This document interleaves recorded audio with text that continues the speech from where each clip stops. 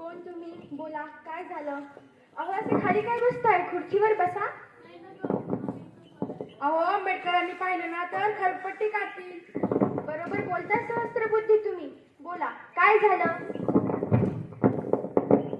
अहो, आमच्यातला एक व्यक्ती म्हण शिकून लय मोठा बॅरिस्टर झालाय, आमच्यासाठी काय बाय करतोय म्हणून आम्ही त्या बाबासाहेबांनी भेटायला आलो या.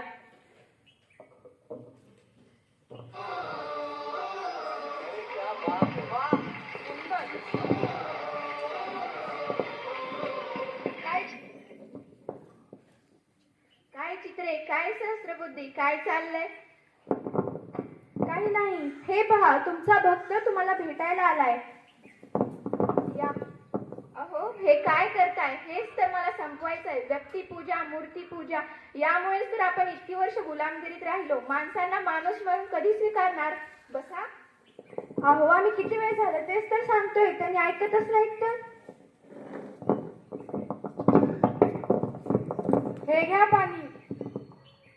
अव न ग, तुम्ही वरच्या जातीचे, आम्ही खालच्या जातीचे. आम्ही तुमच्या पेल्याला शिवणार म्हणजे नको नको. तुम्ही वरूनच होता, आम्ही आंधळीत पितो. अहो, आम्ही जन्मानं कोणत्या जातीचे हे महत्वाचे नाही. आम्ही बाबासाहेबांच्या विचारांचे पाईक आहोत. घ्या पाणी तुम्ही.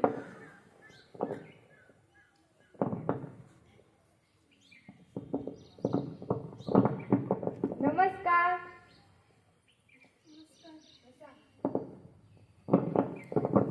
या टिपणीस या. हे टिपणीस महाड नगर परिषदेचे प्रमुख यांच्या एका लेखात मी असं वाचलं होतं की सरकारी मालमत्ता ही सर्वांसाठी खुली आहे. त्यामध्ये समाजाचा कुठलाही घटक आपला दावा सांगू शकत नाही. अगदी बरोबर. त्यासाठीच मी ठरवलंय की आपण महाडच्या चौदार तळ्याचा सत्याग्रह करायचा. तुम्हीही येणार ना आमच्या सोबत? चला तर मग.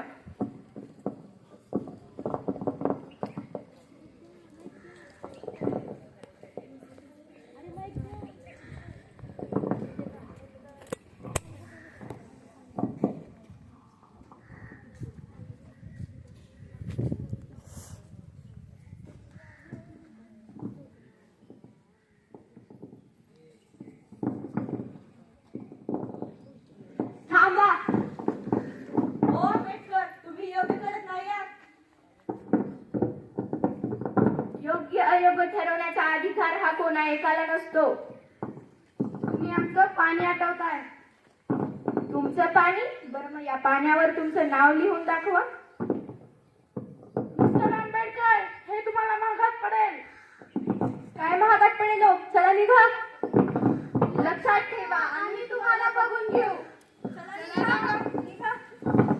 थांबा, आपण इथे भांडण्यासाठी नाही आलो आहोत. आपण इथे चौदार तळ्याचा सत्याग्रह करण्यासाठी आलो आहोत.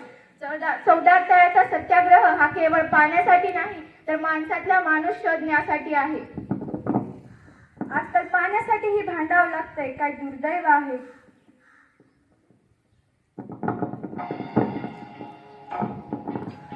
महाडच्या तळ्याचं पाणी पेटल ग बाई. महाडच्या तळ्याचं पाणी पेटल ग बाई. त्या तळ्यात माझ्या भीमाची छबी भेटल ग बाई. भीम नावाचं इवलं रोप दारी लाविन ग. त्या रोपाचा बोधी वृक्ष आभाळी जाईल ग. आताच आपण डॉक्टर बाबासाहेब आंबेडकरांनी देशातील लोकांना एकत्र आणण्यासाठी जो लढा दिला त्याच्यातील एक प्रसंग पाहिला. बाबासाहेबांनी देशातील लोकांना समानतेची वागणूक, न्याय मिळावा म्हणून देशासाठी जगातील सर्वात मोठे संविधान लिहिले. देशात जातीभेद, दारिद्र्य निर्मूलन अशी कोणतीही संकल्पना राहिली नाही. देशात जाती धर्म असे काही न राहता फक्त एकच धर्म राहिला, तो म्हणजे मानवतावाद.